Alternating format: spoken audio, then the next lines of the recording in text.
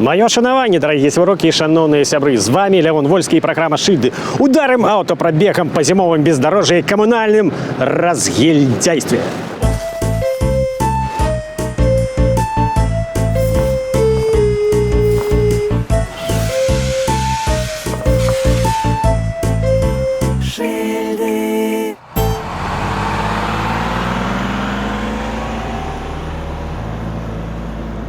І каму ў галаву прыйшла гэткая геніяльная ідэя стварыць гэты таежна-сібірскі раён на Менскай рабочай ускраіне. Я доўга ў інтэрнэце шукаў імя гэтага чалавека, шукаў і, на жаль, не знайшоў, а вельмі крэатыўны чалавек. Ведаю толькі, што на пачатку гэты раён мусіў называцца паводле вёскі, што тут была Сцікліва. Ну, гэта звычайная ж менская практыка, Курасоўшчына, Масюкоўшчына, Кунцаўшчына, Сцікліва, але тут не пайшло.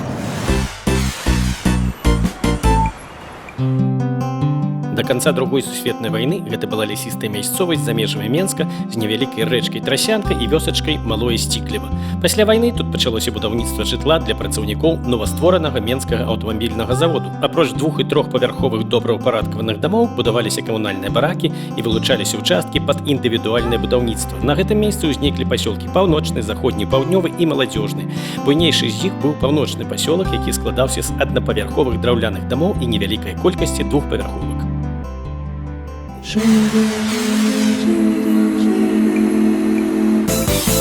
Тапанімічны хаос абрынуўся на Мінск, як і на іншыя гарады будучага Савецкага Саюзу пасля перамогі кастрычніцкай рэвалюцыі. Бальшавікі імкнуліся разбурыць стары сусвет і пабудаваць свой новы. У межах гэтай палітыкі старыя вуліцы перайменоўваліся ў гонар рэвалюцыйных дасягненняў і перамог, а потым у гонар саміх герояў гэтай рэвалюцыі. Гэтая палітыка працягвалася і пасля вайны.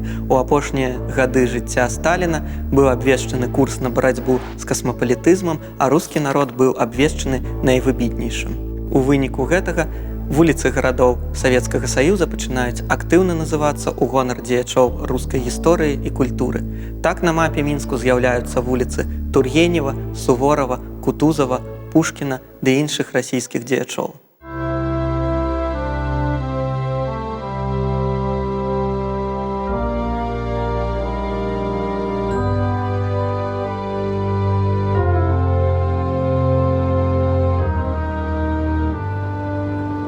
Перад намі шэраг тыповых спальных сталічных мікрараёнаў Ангарская 1, 2, 3 і 4. Пачалася забудова ў 1967 годзе адпаведна з Ангарскай 1. Ангарская 4, апошні з гэтых мікрараёнаў, пачаў забудоўвацца ў 90-е і скончылася забудова на пачатку 2000-х гадоў.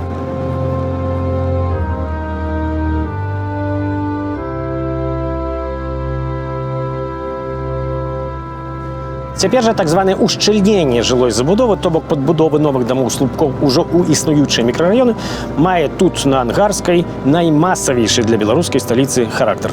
Можа быць, сакрэт у тым, што тут найтаннейшае жыццё ў Менску $1172 за квадратны метр супраць 1286 па горадзе. Неяк так мне выпало, што цягам жыцця я сюды трапляў вельмі рэдка. А калі з'яўляўся тут, дык зімою і ў лютыя маразы. І, само сабой, складалася ўражанне пра сапраўдную сібірскасць гэтых ангарскіх раёнаў. Вось. Ну, а яшчэ хадзілі упартыя плёткі пра неадэкватнасць і суворасць мясцовага кантынгенту. Маўляў, без дай прычыны тут лепей не з'яўляцца, без сур'ёзнай нагоды. Тапанімічная русіфікацыя працягвалася і пасля смерці Іосіфа Вісарыёнавіча Сталіна. У часы кіравання Мікіты Сергеевіча Хрушчова актыўна асвойваецца Цыліна, Сібір і Дальні ўсход. Гэтыя падзеі знаходзяць сваё адлюстраванне ва ўсіх праявах грамадскага і культурнага жыцця краіны, у тым ліку і ў назвах вуліц.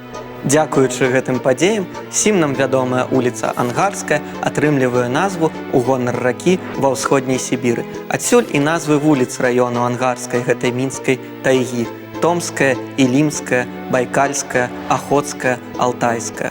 Чаму не парыжская, лёнская, марсельская? Чаму не гданьская, познанская, варшаўская?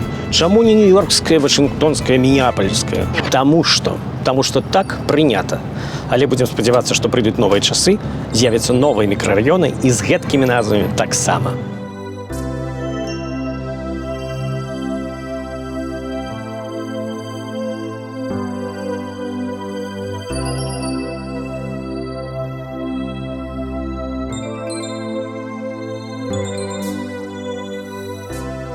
Напрыканцы 1960-х на адным з ангарскіх пагоркаў пачалося будаўніцтва комплексу інтэрнатаў для працоўнай моладзі, які складаўся з 4 12-павярховак, аб'яднаных двухпавярховымі будынкамі з інфраструктурай для 10 тысячаў насельнікаў інтэрнатаў. У народзе гэты комплекс назвалі «Палац халасцякоў». Асаблівасцю ўсяго гэтага раёна, безумоўна, з'яўляецца захаванне вялікай часткі лясных масіваў і ўпісванне будынкаў проста ў гэтыя масівы.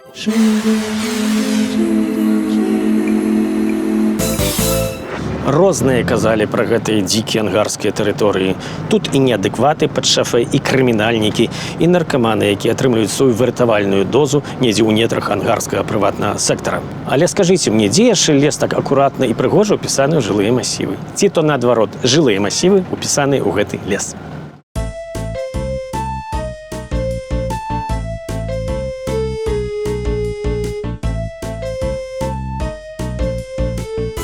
Што асабліва ў гэтым вялікім сцікліўскім рэгіёне, вось тут, які знаходзіцца побач з усімі гэтымі ангарскімі, артёмаўскімі? Так, але ж мы знаходзімся зараз не ў самой вёсцы Вялікай Сціклівы, мы знаходзімся ў такой прамысловай зоне Замкаддзя.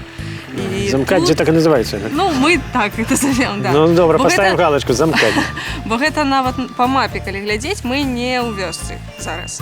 І тут шмат такіх прамысловых цікавых прадпрыемстваў, на мой погляд. Мы чуем зараз нешта выязджае, якраз такое пікае. Бачыце, якое цікавае жыццё. Там майнінгавая фірма і біткоіны зарабляюцца, а тут трактары. А тут трактарчык ездзяць і едзе, да. перашкаджаюць нам здымацца. Ну, это прамзона есть прамзона. Ён каўшом ледзь не пратараніў аўтобус. Ён прафесіянал. Карацей, праз дарогу, вось там ёсць вялікі вінны завод.